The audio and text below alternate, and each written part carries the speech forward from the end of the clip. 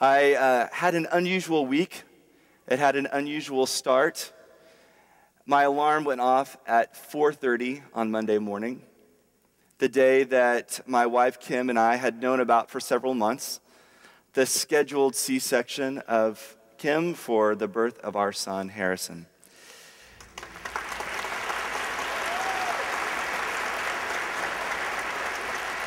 Thank you.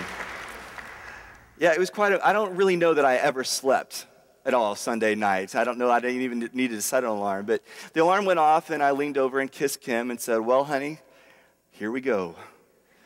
And patted her stomach and smiled smugly and said, "Well, buddy, enjoy the next couple of hours because your world is getting ready to get turned upside down." But then I laid back on my pillow and thought, "Oh my gosh, so is mine." And 2 hours later, I found myself in the pre-op room, dressed in scrubs, waiting for them to come back and take me back to the OR room to be with Kim during her surgery.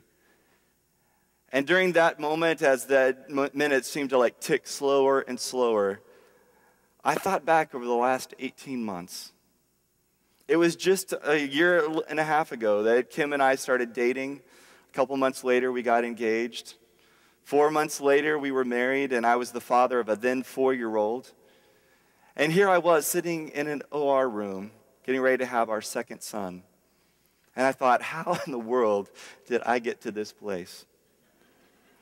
And as you can imagine, as we got home on Thursday and had Thanksgiving dinner together, that this Thanksgiving especially, my thoughts and my gratitude surrounded family. And as we move from Thanksgiving to Advent, that's exactly what's happening with us as well. We're going to dig into the Christmas story by looking at one family, a priest and his wife, her cousin, and this cousin's fiance. And as we look at the lives of Zechariah and Elizabeth, of Mary and Joseph, we're going to see very ordinary people. Ordinary people who were caught up in an extraordinary story as God brought salvation to the world in his son, Jesus Christ. And so if you would, turn in your Bibles to the first chapter of Luke. If you're looking in the Pew Bible, it's on page 1012. And we're going to follow Luke's account of the story of Jesus, the story of salvation, by looking at the lives of these ordinary people that God used for his extraordinary plan. And Luke begins by doing something very intentional. In the first 4 verses that we didn't get to read this morning, he's describing the way he came about writing this book. And he says, "I went to eyewitnesses of the accounts that I'm writing about, heard what they had to say, and wrote them down." He wanted to make clear from the very beginning that he is not creating a story. This isn't fiction. This isn't allegory. This is history. These people and these events really happened, and he spoke to the people who saw them happen. But then here in verse 5, at the beginning of our reading for today, he says, "In the time of Herod, king of Judea, there was a priest named Zechariah." Again, he's setting this all into the context of history. There was a king named Herod of Judea. It's known about in history. And within the context of his reign, in the time that he ruled over Judea, there was also a priest. And his name was Zechariah. And Zechariah was a priest in the division of Abijah, one of the 24 divisions of priests in Israel. And as you can imagine, in that time and in that day, in that culture, being a priest was a very special and blessed calling. But Luke goes and says that it's even more blessed than we might know. He says, and this man, Zechariah, was married to Elizabeth, who is a descendant of Aaron. You might remember Aaron in the Old Testament. He was Moses' brother. Moses and Aaron went to Pharaoh and tried to convince him to let the people of God go. When they finally escaped and went into the wilderness and God gave the commandments, he chose Aaron to be the first priest. And so here we have Elizabeth. She's a rock star in that community. She was related to the very first priest that God chose. And so there's Zechariah the priest, married to Elizabeth, a descendant of a great priest, married. This is a match made in heaven.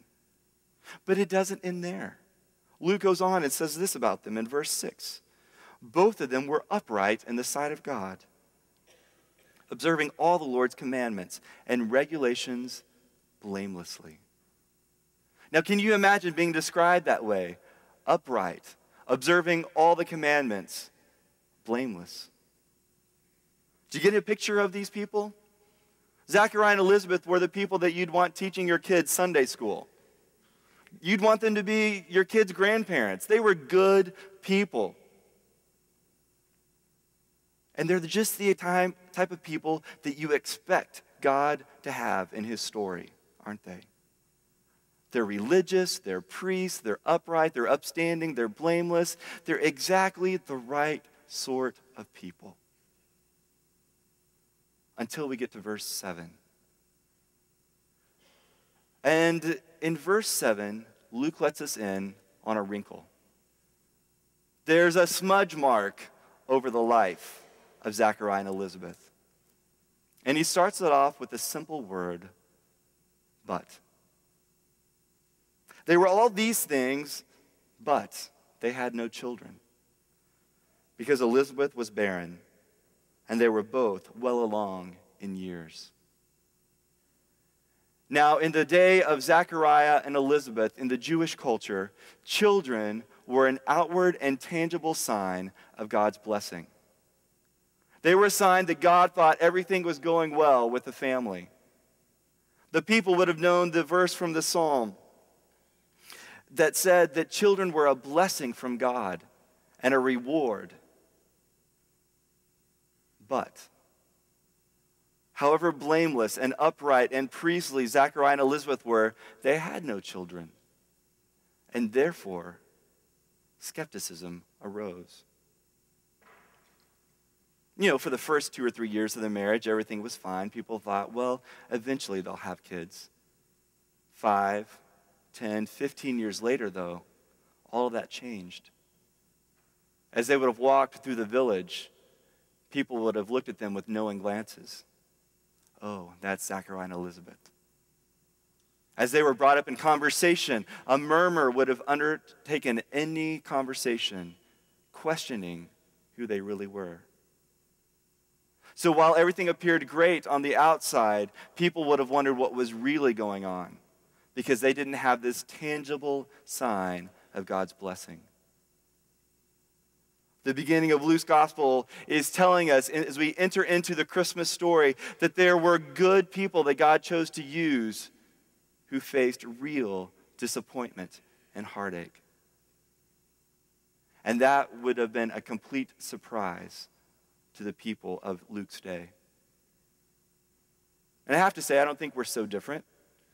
We expect that good things are going to happen to good people and bad things are going to happen to bad people. But friends, I need to let you know that that is not Christianity. That's called karma.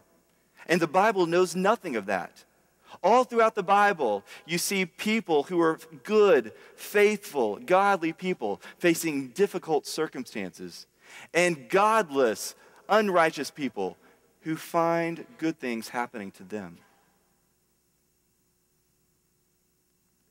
And I think if we're honest, all of us have faced situations like that, where we've looked into our life or the life of other people and wondered, what is God up to? To make a monetary gift that supports the ministries of Christ Church Plano, visit christchurchplano.org.